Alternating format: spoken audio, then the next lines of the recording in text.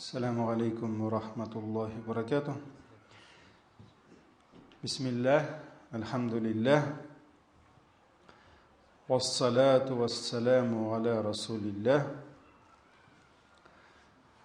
Чтение Корана из книги имама Ан-Навави Аль-Адхкар. И мы на прошлой лекции с вами говорили о предостережении. Посланник Аллаха, саллаллаху алейхи вассалям, оставил нам довольно-таки суровые предостережения, что нельзя предавать книгу Аллаха забвению. То есть человек, который берется за изучение книги Аллаха, учит суры, выучивает их наизусть, а затем оставляет книгу Аллаха, забывает их, то в судный день он, несомненно, будет отвечать за это. И последний хадис, который мы с вами приводили, посланник Аллаха, саллаллаху алейхи вассалям, сказал: кто читал Коран, затем забыл его, то он в судный день лакия Аллаха та'аля йоум аль-киямати аджзама. То есть за то, что он изучал книгу Аллаха и забыл ее, впоследствии он придет к Аллаху как прокаженный. То есть получается с обезображенным из-за болезни внешностью и лицом. Поэтому вот это знамя, которое мусульманин берется нести, конечно, он должен держать это знамя и, несомненно, повторять суры и уделять достаточное внимание книге Аллаха. Сегодня мы начнем изучать правила, этикет, адаб, кираат аль-Кур'ан. То есть какому этикету должен совпадать тот, кто читает книгу Аллаха. Потому что чтение Корана, чтение книги Аллаха – это особый вид поклонения, это поклонение. И, несомненно, во время совершения этого поклонения он должен соблюдать некоторые правила адабы. И самый первый адаб, и это самый важный адаб не только в чтении книги Аллаха, а в совершении любых благих дел, это намерение. Это намерение, это ният. Каким должен быть ният? Что должен преследовать человек от чтения книги Аллаха? Конечно же, только довольство Аллаха. Ихляс, искренность. Мусульманин должен читать книгу Аллаха, должен изучать книгу Аллаха, учить только ради довольства Аллаха. Не для того, чтобы добиться какого-то мирского удела, да? Не для того, чтобы там, если он будет знать во время маджлиса Табарак и Ясин, ему садаха больше дадут, да? Не для того, чтобы взять на себя вот это почтенное имя хафиза, да, и не для того, чтобы люди проявляли к нему особое уважение. Да, мы, люди, должны проявлять особое уважение к ученым, к хафизам Корана, но сами хафизы, сами ученые, они не должны приобретать знания ради того, чтобы их люди уважали больше, там, да, почтили их или там хафизом называли и так далее, и так далее. То есть все делается только ради Аллаха. Не должно быть никаких других целей, никаких других желаний. И, конечно же, мусульманин, который читает книгу Аллаха, он должен понимать, что это книга Аллаха. Коран – это калям Аллах. Коран – это слова Аллаха. Коран – это книга, которая собрала в себе, внутри себя ценность знание, содержание всех книг, которые были ниспосланы до него. Мы знаем, Коран – это последняя книга Аллаха. Это последнее обращение Аллаха к человечеству. До Корана были другие книги. Так ведь? Так же как Таурат, Забур, Инджиль, так ведь Тора, Псалтырь, Библия, Евангелие, Сухуф Ибрахим, в Коране говорится, свитки Ибрахима, алейхиссалям. Но мы должны понимать, что именно внутри Корана, в содержании Корана, есть содержание абсолютно всех писаний, которые были ниспосланы до Корана. И это у нас, и мы должны понимать, что это у нас на руках.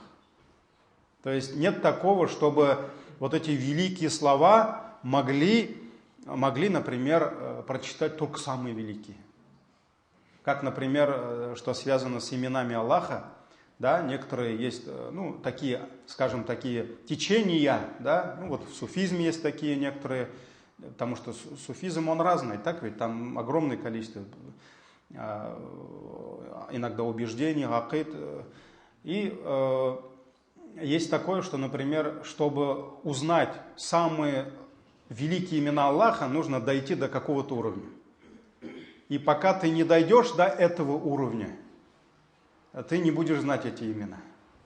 То есть это получается, пророк, саллаллаху алейхи вассалям, раз он был самый великий из всех творений, значит, он должен был знать эти имена.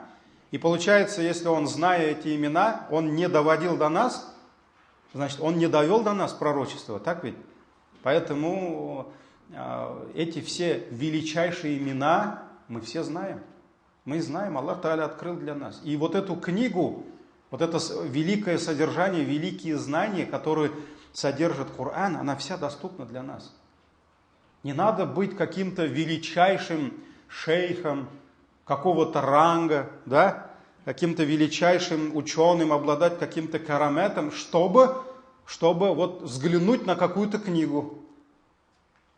Не надо, вот она, книга здесь, у нас на руках. И лучше Корана быть ничего не может. Все содержание, все знание, которые получили пророки в своих книгах, это все в Коране. И даже ученые говорят, все знания всех книг Аллах Тааля дал нам в Коране. Знание всего Корана Аллах дал нам в одной суре. Одна сура содержит содержание, да, всего Корана. Это какая сура? Сабга Маthания, да? 7 аятов. Это сура Фатиха, которую мы с вами, субханаллах, несколько десятков раз читаем в каждом ракаате. Мы даже сами не понимаем, какие великие слова мы с вами читаем. Мы этого не понимаем даже. Поэтому самая святая сура, самая великая сура Корана – это сура Аль-Фатиха. И вот эта сура, она включает в себя абсолютно все знания, которые приносит нам Коран. А Коран приносит нам все знания, которые принесли другие книги. Поэтому, альхамдулилля, мусульманин, который читает книгу Аллаха, мусульманин, который изучает какую-то суру, какой-то аят, он должен понимать, что это самые великие слова Аллаха за всю историю человечества. Величия быть не может. Поэтому он должен выстроить правильный этикет. И, конечно же, мусульманин, он своим разумом, сердцем должен понять, что человек, который читает книгу Аллаха, он общается с кем? Это Аллах ему говорит эти слова. И он на самом деле слушает чьи слова? Слова Аллаха. Даже имам, кари, который стоит перед нами, читает аяты, мы на самом деле, мы с вами слышим не слова имама, а слова Аллаха. Имам просто воспроизводит их. Так ведь? Он их просто воспроизводит. А на самом деле это слова Аллаха. Это как Умар ибн Абдул-Азиз, его даже пятым халифом называют, да? Ну, на самом деле, Умар ибн Абдул-Азиз, он был величайшим ученым, но он не прославился, он в истории остался как величайший вождь, величайший халиф, справедливейший, захид, который, субханаллах, с которым столько бараката получил мусульманское умма государство, да? Но на самом деле он просто, он молодым умер. Поэтому он не прославился как ученый, потому что, чтобы стать ученым, прославиться, написать книги, нужен немножко еще возраст, так ведь? Вот, поэтому на самом деле он был ученым. И те ученые, которые приходили к нему, чтобы рассказать ему что-то, они говорят, мы превращались в учеников, говорит, когда его слушали. На самом деле они приходили к нему, чтобы какой-то насихат ему дать, а мы, говорит, сами превращались в его учеников, потому что он был очень великим и ученым, и правителем. И вот, когда он сидит со своими друзьями, там, знакомыми, ну, с братьями, да, к ним подходит один молодой юноша. И он говорит, о, Умар, можно я почитаю тебе книгу Аллаха? Ну, наверное, он выучил какие-то суры, да, хочет, чтобы халиф послушал его. И он сказал, читай. И тот начал читать. Но у него или были какие-то проблемы с языком, он не мог некоторые буквы выговаривать. То есть, ну, разные бывают. И потом, это же не 21 век, когда везде хафизы сидят, везде там книги по таджвиду. Не надо представлять, что все вот табигыны, все там в то время таджвид знали, вот этот таджвид, там этот мэтлин, мэт муттасиль, мэт лязим, да? Ну, это же сегодня все для нас доступно. А тогда еще этого всего не было. Поэтому он прочитал эти суры. И он ждал, что скажет Амир. И тогда те, кто рядом сидели, они начали его поправлять. Один говорит, ты говорит, вот эти буквы не так сказал, надо было вот так сказать. А Умар молчит. Второй говорит, ты, говорит, вот здесь не так тянул. Ну, у него были какие-то незначительные ошибки. И они начали его исправлять. И знаете, что Умар сказал? Это не Умар ибн Хаттаб, это Умар ибн Абдул-Азиз. Но он его правнук, получается, да? Внучка Лейля у Умара, вот сын Лейля. То есть его правнук. И он сказал, неужели то, что он читал, вот эти слова, заставили вас услышать еще какие-то ошибки и какие-то там буквы? То есть он дал всем понять, что они все слушали кого? Этого юношу, как он буквы там выговаривает, мэт правильно тянет. А он в это время слушал кого? Он слушал Аллаха. Он не слышал этого юношу. Он ушел туда, в суру. Это же была сура. О чем-то Аллах говорил. Поэтому очень важно тому, кто читает книгу Аллаха, он должен разумом, сердцем услышать слова Аллаха. Это Аллах общается с ним. А это Аллах говорит с ним, ему. Это очень важно. И иншаллах, об этом мы еще посвятим отдельную лекцию, иншаллах. Отдельную лекцию. Поэтому мусульманин, он сердцем, разумом должен понимать, что он слушает, читает слова Аллаха. Он читает слова Аллаха. И поэтому он должен услышать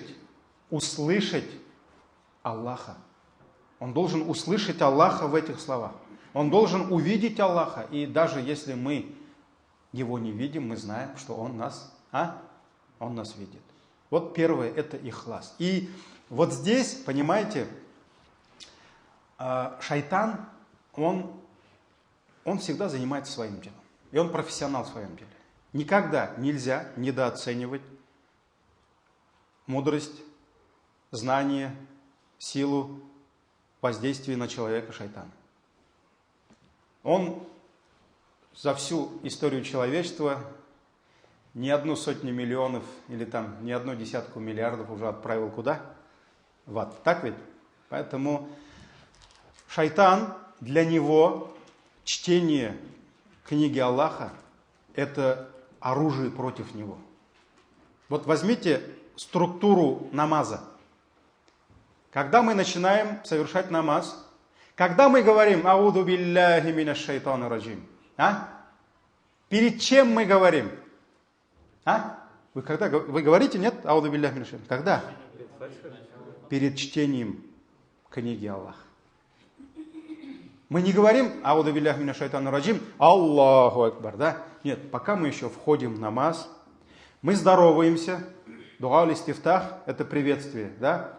Мы восхваляем Аллаха, мы же к Нему сейчас пришли, мы перед Ним стоим, да? Это как ты пришел кому-то в гости, ты должен проявить уважение, ты должен поздороваться, так ведь? Вот ты пришел к Аллаху, ты проявляешь уважение, ты говоришь «Субханак Аллахума бихамдик ва табарак» и так далее, и так далее. Вот теперь ты начинаешь слушать слова Аллаха. Вот здесь, почему здесь «Ауду билляхи минаш». Или, например, когда читаешь книгу Аллаха, «Паста'из билляхи минаш шайтану раджим». Аллах сказал, попроси у Аллаха помощи против шайтана. Почему? Потому что здесь шайтан сделает все, чтобы у вас не получился разговор. Чтобы вы не услышали слова Аллаха. Это о чем говорит? Это говорит о том, что на самом деле воздействие на сердце человека, на иман человека, книги Аллаха огромны. Мы этого не знаем, шайтан знает. Наш враг это знает. И поэтому сунна, структура намаза призывает нас к чему? Перед тем, как начинать внутри намаза читать книгу Аллаха и вне намаза, когда мы начинаем читать книгу Аллаха, мы просим у Аллаха помощи от наущения шайтана. Так ведь? Потому что шайтан сделает все, чтобы наше общение с Аллахом не получилось. Вот поэтому огромное воздействие, влияние на сердце. И мусульманин, он должен это прекрасно понимать, что он общается с Аллахом. И вот шайтан здесь, знаете, что делает? Он иногда просто на первом перекрестке, вот ты едешь к довольству Аллаха, да, к раю. Аллах сказал, вернитесь в рай, все, я вас жду, да. Милость моя безгранична, я прощающий. Он, чтобы мы вернулись в рай, отправил сотни тысяч, более 100 тысяч пророков, чтобы они показали, а вот рай там, вот он там. Так ведь? Вот поэтому на первом же перекрестке шайтан сделает все, чтобы мы свернули не туда. Это ният, это намерение. Шайтан прекрасно знает, враг прекрасно знает, что если у нас намерение будет испорченным, неправильным, в итоге мы лишимся воздействия, влияния этого дела, и мы лишимся того, что Аллах примет это дело. Так ведь? И вот этому прекрасный пример, но он очень страшный, это хадис, который передал нам Абу Хурайра, радийаллаху анху. Когда Абу Хурайра рассказывал этот хадис, он несколько раз вот так уже уходил назад или вперед, он терял сознание. То есть ему было страшно передать сподвижникам те слова, которые он услышал от пророка, саллаллаху алейхи ва саллям. И он рассказал про первых троих, которыми разожгут пламя ада. То есть из этой уммы самые первые 3 человека, которые войдут в ад, и ими разожгут пламя ада, да, это 3 человека, которые, казалось бы, для нас всех, они достигли самого лучшего. Да? Первый это кто? Это хафиз, это ученый, который сам изучил книгу Аллаха и всю жизнь он учил других книги Аллаха. Второй это обладатель богатства, имущества, который всю жизнь проявлял щедрость и раздавал. Тут, там, здесь, везде он был, да? Это второй. Третий кто? Муджахид. То есть тот, который вступил в джихад на пути Аллаха, и он отдал свою жизнь. Не то, что имущество, он жизнь свою отдал на пути Аллаха. И, казалось бы, стал шахидом. Сначала предстанет перед Аллахом ученый, который знал книгу Аллаха и учил других. Хайрукум ман тагаллама аль-Кур'ана ва галлама. Пророк сказал, лучший из вас тот, кто учит книгу Аллаха и обучает книге Аллаха других. Вот он добился этого. Машаллах. Аллах Тааля спросит у него: неужели я тебе не дал знания? Знания моей книги, да? Он скажет: да. О Аллах, ты мне дал знания, ты мне дал великий свой дар, великое благо. И Аллах спросит: а что ты делал в знак благодарности? Вот я тебе сделал ученым, ты стал хафизом, ты стал ученым. Как ты благодарил меня? И он скажет: о Аллах, я преподавал, я учил людей, я делал то-то, то-то, то-то. И Аллах говорит: ты лжешь, ты лжешь. И ангелы говорят: да, он лжет. И Аллах говорит: ты делал все это? Да, он на самом деле это все сделал. Да, он на самом деле изучил книгу Аллаха, он был знающим, ученым.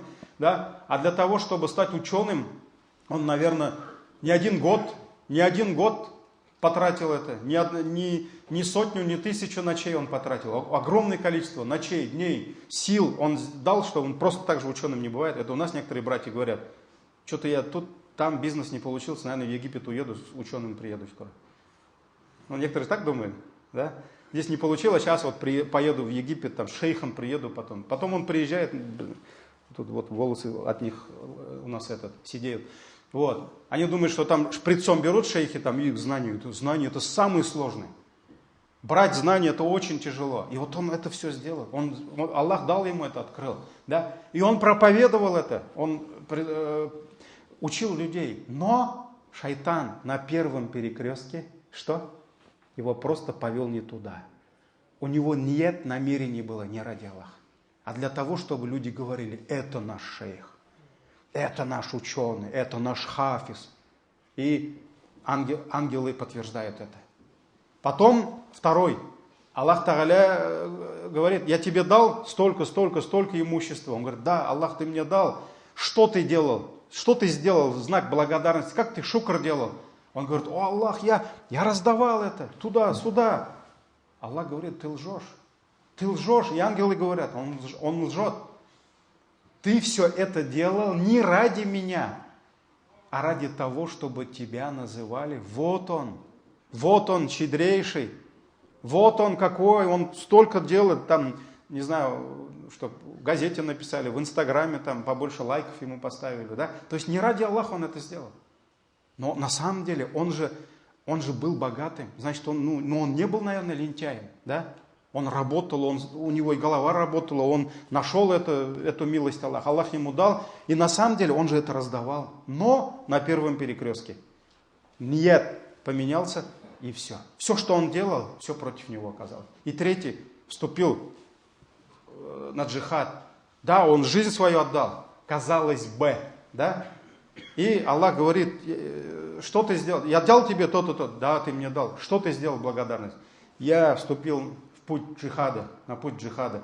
И я от жизни отдал свою ради тебя. Аллах говорит: ты лжешь. Ангел говорит: ты лжешь.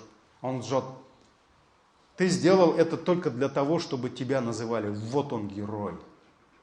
Вот он такой. Да и мы в истории, кто вот в институте учился в Древней Греции, да, философские, там много были таких дурачков. Они там жизнь отдавали, чтобы потом через сотни лет говорили: вот они герои, да. То есть они для того, чтобы быть героем, они жизнь отдавали, чтобы их люди называли героями. Поэтому он тоже не ради Аллаха это сделал, жизнь свою отдал, а для того, чтобы люди хвалили, восхваляли его.